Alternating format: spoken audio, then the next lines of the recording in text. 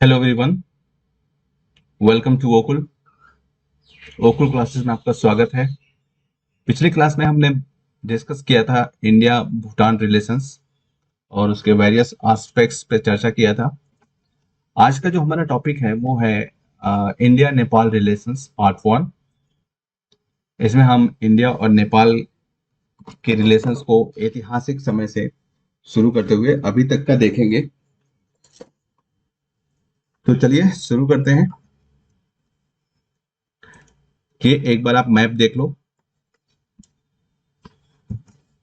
नेपाल का map, China और India के बीच में बफर स्टेट की कंडीशन में है नेपाल।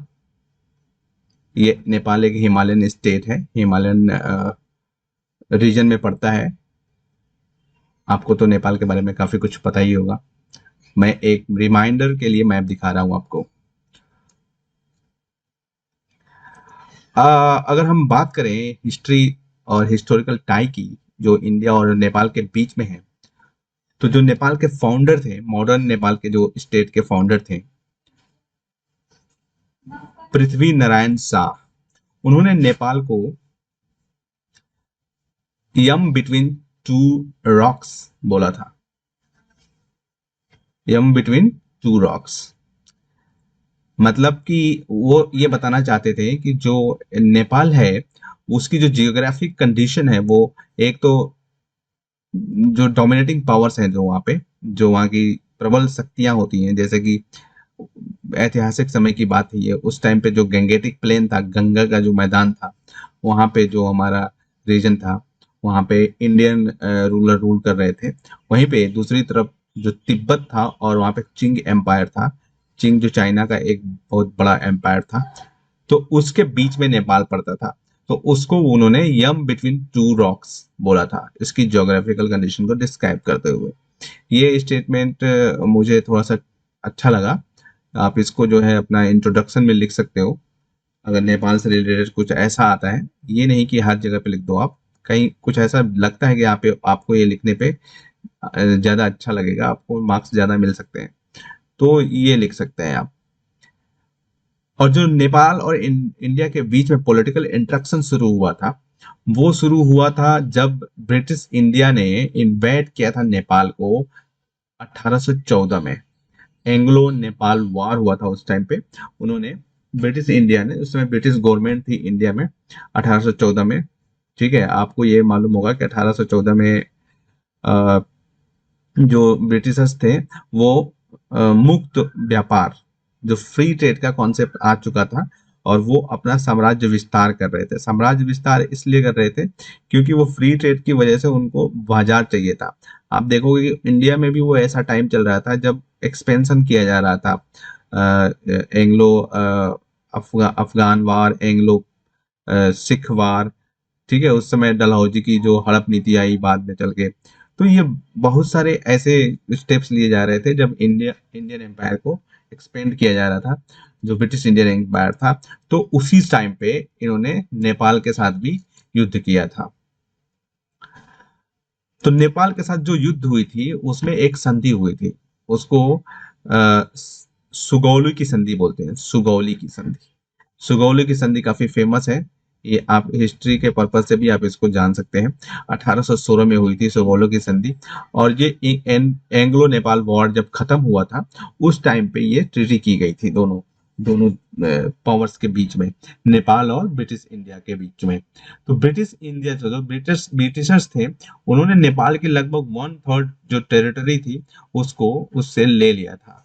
उसमें कुछ जैसे कुमाऊं गढ़वाल और कांगड़ा हिमाचल प्रदेश के भी रिवर थे, सॉरी रीजन थे।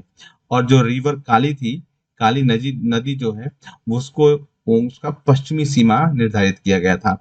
जो ब्रिटिशर्स थे, उन्होंने सिक्किम को भी उनसे ले लिया था।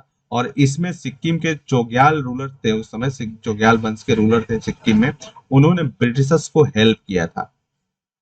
और कुछ पार्ट तराई का भी ब्रिटिशर्स ने नेपाल से ले लिया था। लेकिन नेपाल जो था वो एक फ्री कंट्री बना रहा है, इंडिपेंडेंट कंट्री। इसलिए कहते हैं कि नेपाल कभी किसी भी औपनिवेशिक शक्ति का उपनिवेश नहीं रहा है। लेकिन ब्रिटिशर्स ने वहां पे जो है अपना एक रेजिडेंस स्थापित किया, उसको एज एम्बेसडर जो है वहां पे रखा, और नेपाल जो है फ्री रहा। ये सुगौली की संधि में ये चीजें हुई थी। ठीक है। और इंडिया और नेपाल जो है, अब की बात अगर करें तो इंडिया और नेपाल उस टाइम से लेके अभी तक जो है सिमिलर टाइज, मतलब समान, एक तरीके से समान सूत्रों में बंधे हुए थे हिंदुइज्म के आधार पे, क्योंकि हिंदू नेशन है नेपाल। ठीक है। और बुद्धिज्म के आधार पे, और बुद्धा का जो जन्म हुआ था, बर्थ हुआ था, वो वहीं पे नेपाल में लुम्बिनी में हुआ था। ठीक है, जो प्रेजेंट डे में नेपाल में है। आपने ये सारी चीजें पढ़ी होंगी इतिहास में। और अब जो है ये दोनों देश जो है not only share and open border, इनका बॉर्डर खुला हुआ है। खुला हुआ बॉर्डर का मतलब होता है इसके लिए वीजा नहीं लगता है। जैसे आप कहीं पे भी अदर कंट्रीज में जाओगे तो वीजा की जरूरत पड़ती है, नेपाल के लिए वीजा नहीं लगता है। ओपन बॉर्डर है। आप बस वहाँ चेक पोस्ट जो होते हैं वहाँ पे चेकिंग होगी आपकी, और आपको वहाँ पे अंदर जाने दिया जाएगा नेपाल में। ठीक है। तो इससे क्या हुआ कि जो लोग थे ना वो एकदम फ्रीली नेपाल में आ जा सकते हैं। और सिर्फ फ्रीली आने जाने तक का ही नहीं है। ठीक है, इतना क्लोज बॉन्ड है दोनों के बीच में कि वहां पे शादियां भी होती हैं एक दूसरे से, और उसको जो है रोटी बेटी का रिश्ता बोलते हैं। रोटी बेटी का रिश्ता है, नेपाल के लोग इंडिया में शादी करते हैं, इंडिया के लोग नेपाल में शादी करते हैं। ठीक है, मतलब दोनों शादियां करते हैं। तो ये रोटी बेटी का रिश्ता है। जो हम इंडिया के एग्जिस्टिंग जो रिलेशनशिप है इंडिया का नेपाल के साथ, उसकी जो आधारशिला रखी गई थी, वो बेसिकली रखी गई थी आपका India Nepal treaty of peace and friendship इन 1950 में। ये ट्रीटी की गई थी नेपाल के और इंडिया के बीच में 1950 में, जब भारत आजाद हो चुका था। ठीक है, उस टाइम पे ट्रीटी गई। तो ये ट्रीटी के कुछ मेन जो कंपोनेंट्स थे उनको हम एक बार देख लेते हैं यहाँ पे। ये जो ट्रीटी साइन की गई थी वो वहाँ के नेपाल के रूलर थे राणा, उनके द्वारा साइन की गई थी 1950 में। ये इससे क्या हुआ, एक एवरलास्टिंग फ्रेंडशिप, मतलब हमेशा चलने वाली दोस्ती दोनों सरकारों के बीच में स्थापित की गई। और इसमें क्या था कि आपसी जो आपस में एक दूसरे की जो क्षेत्रीय अखंडता है, संप्रभुता है, और जो स्वतंत्रता है, उसकी रक्षा करनी है। ये इस ट्रीटी का एक सेगमेंट, एक एक कंपोनेंट है, पार्ट है। नेपाल जो है पूरी तरीके से फ्री था।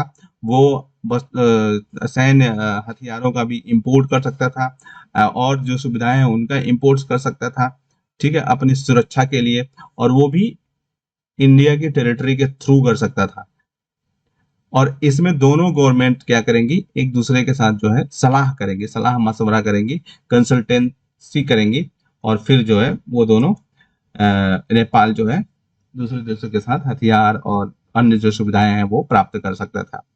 उन्होंने जो है नेशनल जो ट्रीटमेंट है दोनों देशों के नागरिकों का अपनी टेरिटरी में, वो उसके लिए जो है both give national treatment to each other citizens in their territory with regards of industrial and economic activity.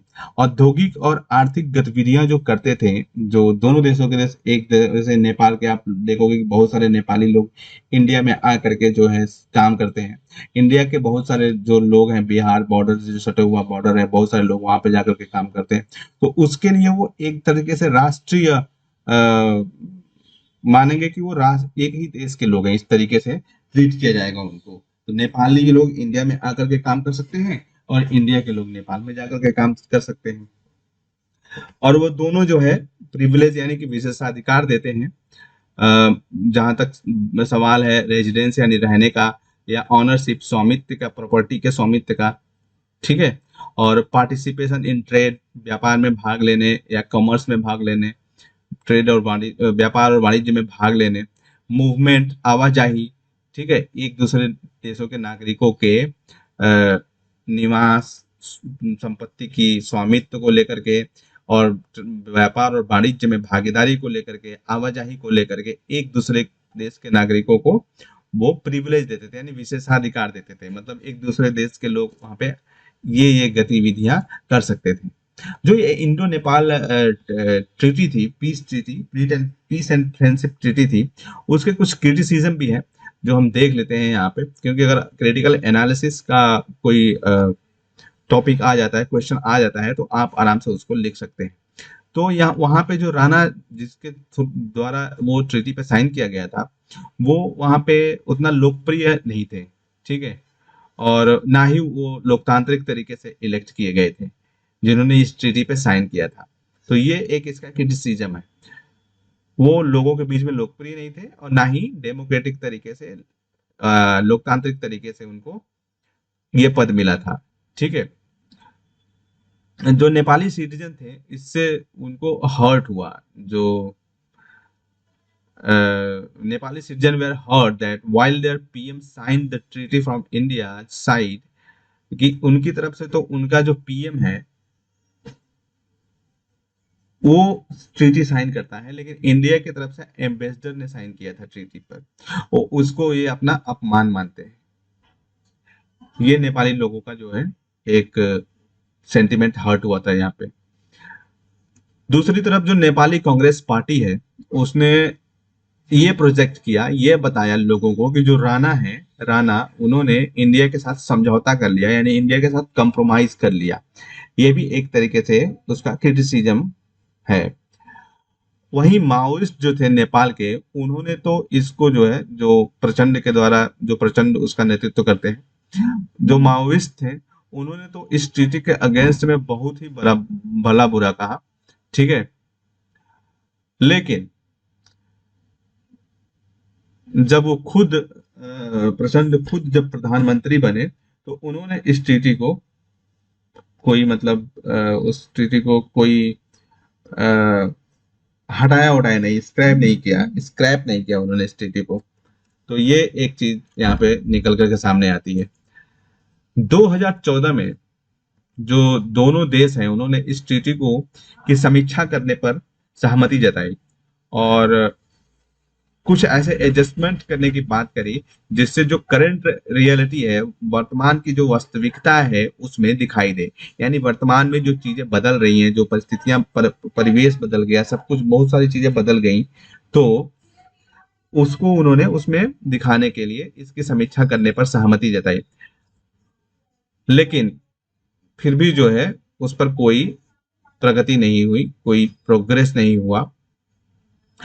It is the trend, यह एक जो है प्रवृत्ति है। Every time Nepal creates an issue about India, India creates a mechanism for redressal.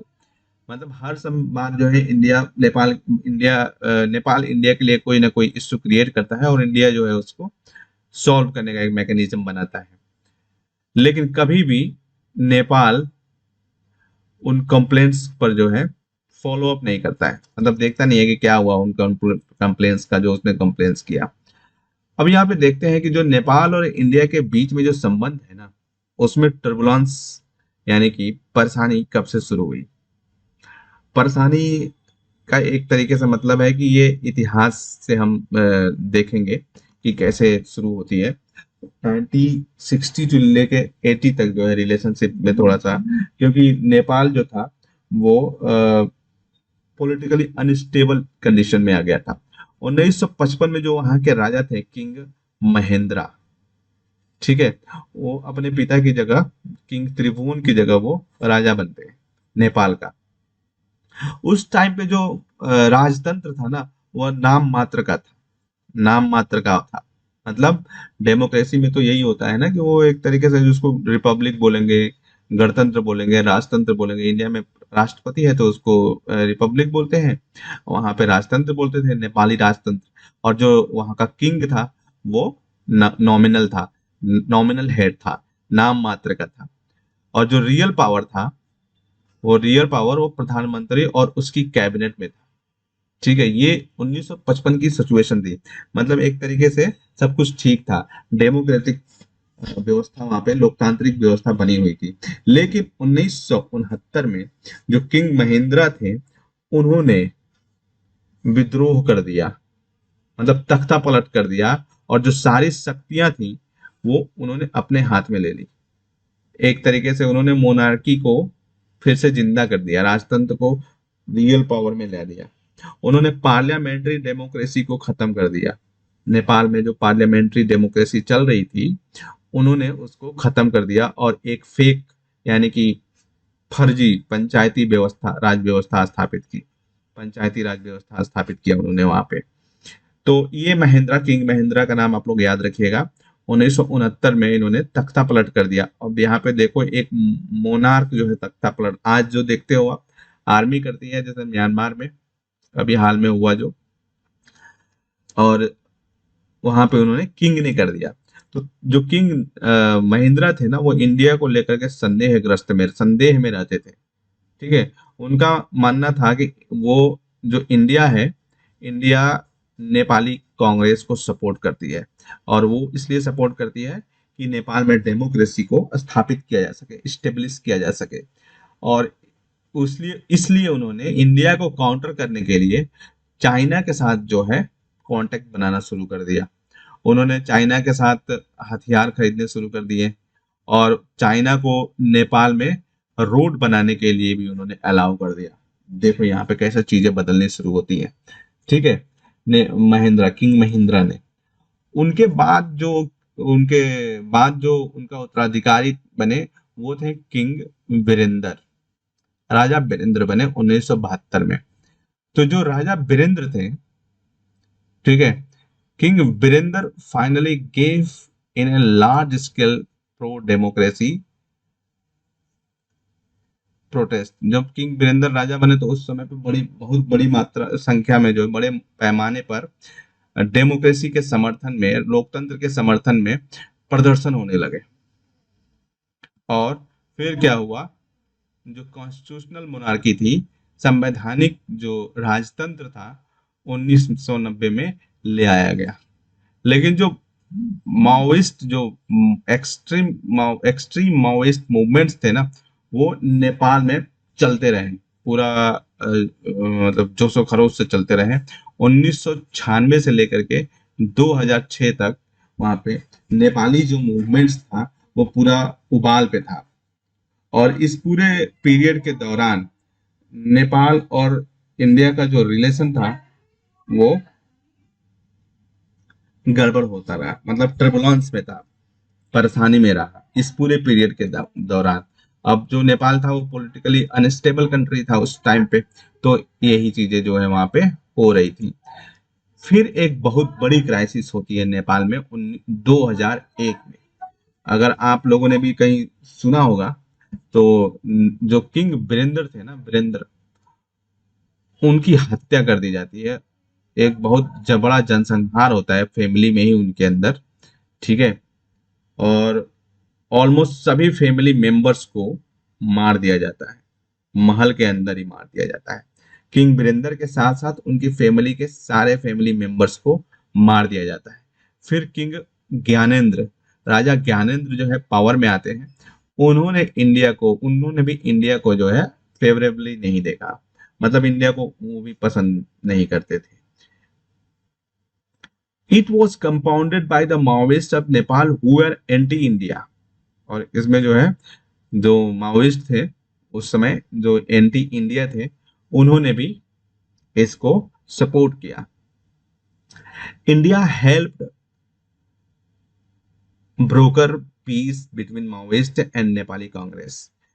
India जो है Maoist और नेपाली जो कांग्रेस थी, उसके बीच में शांति के लिए एक तरीके से बिचौलिया बना, मतलब बीच में आया, और इंडिया ने माओइस्ट और नेपाली कांग्रेस के बीच में शांति स्थापना के लिए बातचीत की। और इससे जो है नेपाल का ट्रांसफॉर्मेशन शुरू हुआ, नेपाल में बदलाव आने शुरू हुए, और वहां पे एक फेडरल डेमोक्रेटिक रिपब्लिक कंट्री के रूप में नेपाल का उदय शुरू हुआ। यानी कि फेडरल सही मायनों में डेमोक्रेटिक,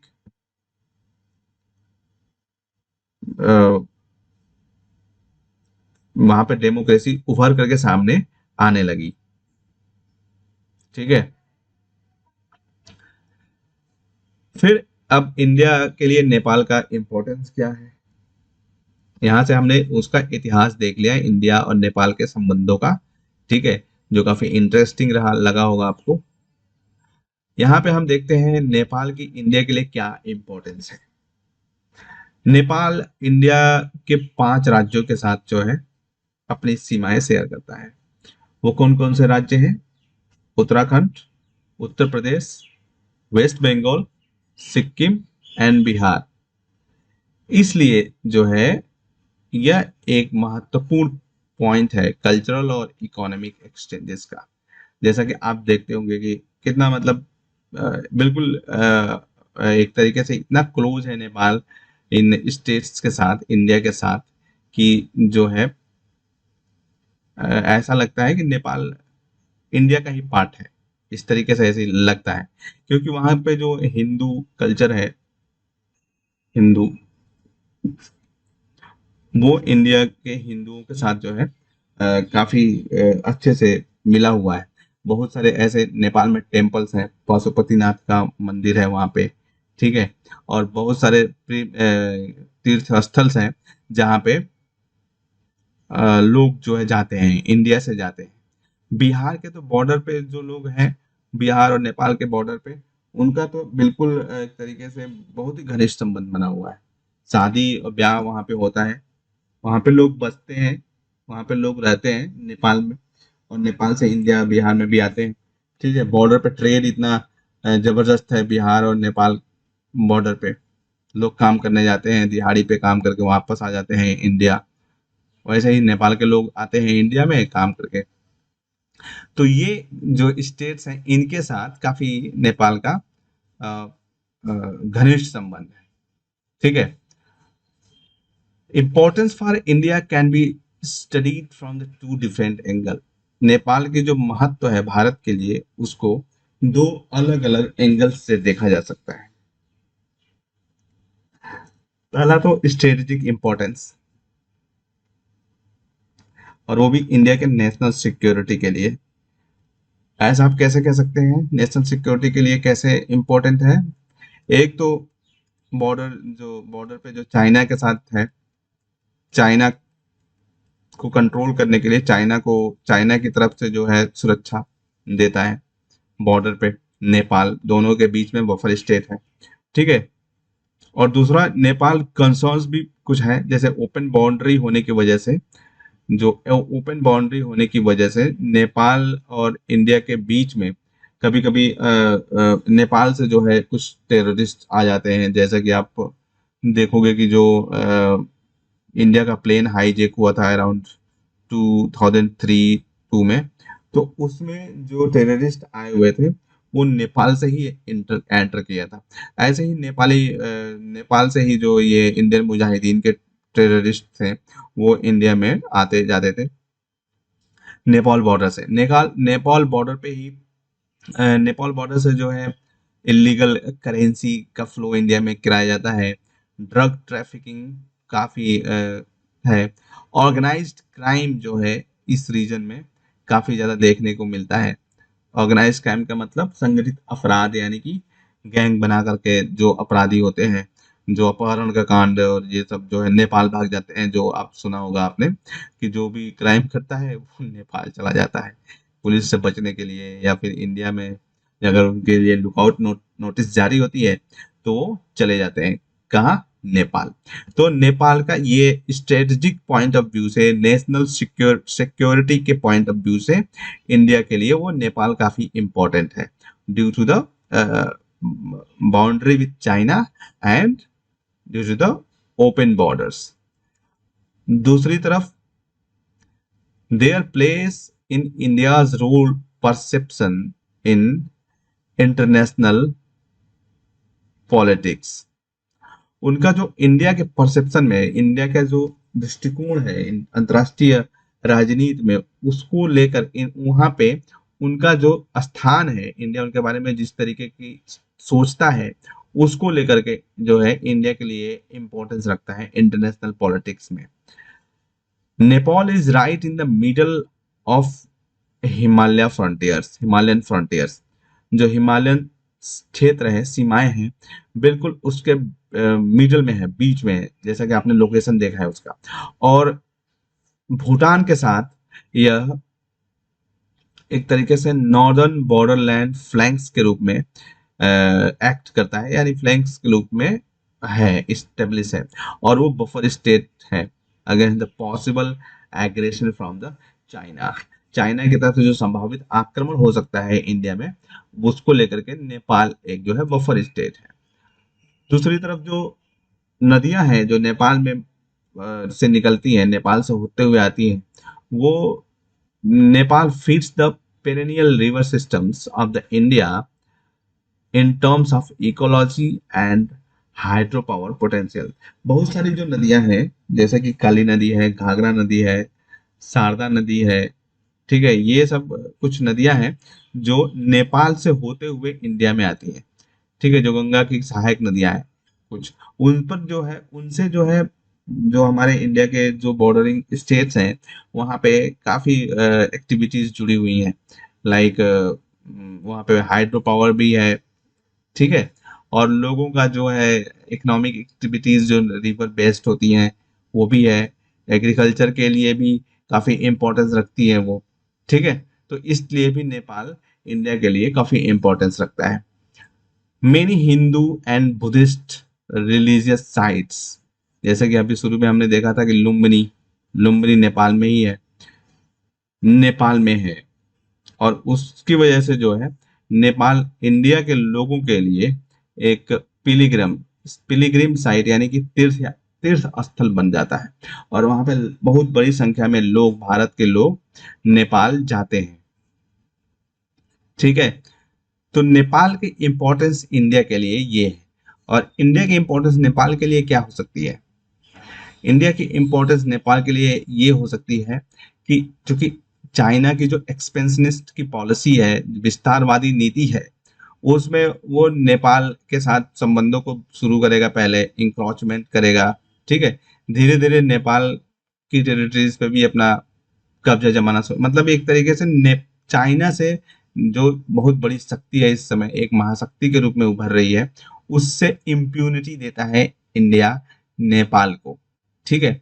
और दूसरा, जो आर्थिक रूप से अगर देखा जाए तो आर्थिक रूप से नेपाल के लगभग जो 80% के अराउंड इकोनॉमिक एक्टिविटीज है ना, वो इंडिया बेस्ड होती हैं।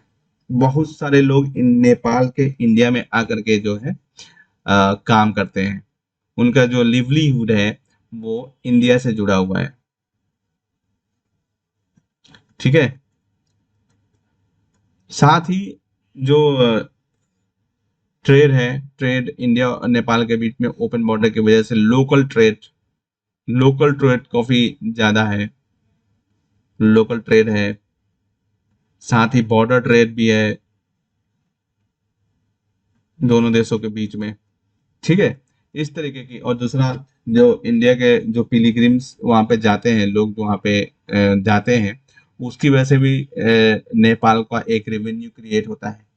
तीसरा जो है नेपाल का, जैसे कि अभी नेपाल में डिजास्टर आया हुआ था, डिजास्टर मैनेजमेंट में, क्योंकि वो एक डिजास्टर प्रोन एरिया में है, जो हिमालय के रीजन है, जो अर्थक्वेक की जो पॉसिबिलिटी है वहाँ पे काफ़ी ज़्यादा होती है। जैसे कि अभी पिछले कुछ टाइम पहले जो है वहाँ पे नेपाल पे काफ़ी भयानक अर्थक्वेक आया था, तो इसकी वजह से भी वो काफ़ी इम्पोर्टेंस रखता है इंडिया नेपाल के लिए, उसमें आपदाओं से निपटने में इंडिया नेपाल की हेल्प करता है। नेपाल चूंकि लैंड लॉक्ड कंट्री है, एक लैंड लॉक्ड कंट्री है नेपाल, इधर इंडिया से घिरा हुआ है, तो उसका कोई जो है ना कोस्टल एरिया तो है नहीं, तो कोस्टल एरिया के लिए ट्रांजिट रूट इंडिया जो है नेपाल को प्रोवाइड कराता है कि आप अगर व्यापार करना चाहते हो तो आप हमारे वहां से जाओ, कोलकाता से जाओ, ठीक है। इस तरीके से नेपाल के लिए ट्रांजिट रूट भी देता है। अभी हाल में चाइना नेपाल को ट्रांजिट रूट ऑफर कर रहा था, लेकिन जो चाइना के जो कोस्टल एरियाज हैं वो नेपाल से काफी दूर है, ठीक है, तो नेपाल का जो लॉजिस्टिक एक्सपेंडिचर है वो काफी ज्यादा हो जाएगा, इसलिए भी वो चाइना पे डिपेंड इस दृष्टिकोण से तो नहीं हो सकता है। नेपाल इंडिया के लिए बहुत इंडिया नेपाल के लिए बहुत जरूरी है। तो ये हमने एक फर्स्ट पार्ट में देखा हिस्टोरी और इम्पोर्टेंस क्यों है दोनों एक दूसरे के लिए। और अगले पार्ट में हम इसके कुछ इश्यूज देखेंगे। ठीक है, तो आज की क्लास में बस इतना ही। अगली क्लास में फिर से हम नेपाल और इंडिया के संबंधों पर ही चर्चा करेंगे, जो कि आपके एग्जाम के लिए काफी महत्वपूर्ण होने वाला है। तो अगर अभी तक आपने हमारे चैनल को सब्सक्राइब नहीं किया है तो जल्दी से कर लीजिए, और साथ ही बेल आइकॉन को प्रेस कर लीजिए, ताकि आपको हमारे आगे आने वाले वीडियोस के नोटिफिकेशन समय समय पर मिलते रहे। अगर आपको इस टॉपिक में समझाए गए किसी भी कॉन्सेप्ट को लेकर कोई भी क्वेरी है तो आप नीचे कमेंट सेक्शन में लिख सकते हैं, मैं खुद पर्सनली उसका रिप्लाई 24 घंटे के भीतर करूंगा। आप हमें सुझाव भी दे सकते हैं, ताकि अगर जरूरत पड़े तो हम उसमें सुधार कर सकते हैं। आप हमसे हमारी ओकुल वेबसाइट, हमारे Facebook page, Twitter page, Telegram channel या ईमेल के माध्यम से भी जुड़ सकते हैं। ये सभी लिंक्स नीचे डिस्क्रिप्शन में दिए गए हैं। और इन वीडियोस को अपने दोस्तों के साथ, अपने कलीग्स के साथ शेयर करना नहीं भूलें, ताकि इनसे उनकी भी हेल्प हो सके। इस सेशन में हमसे जुड़ने के लिए आपका धन्यवाद। मिलते हैं अगले सेशन में बहुत जल्द। तब तक ओकुल के साथ लर्निंग को एंजॉय करते रहें। Thank you so much.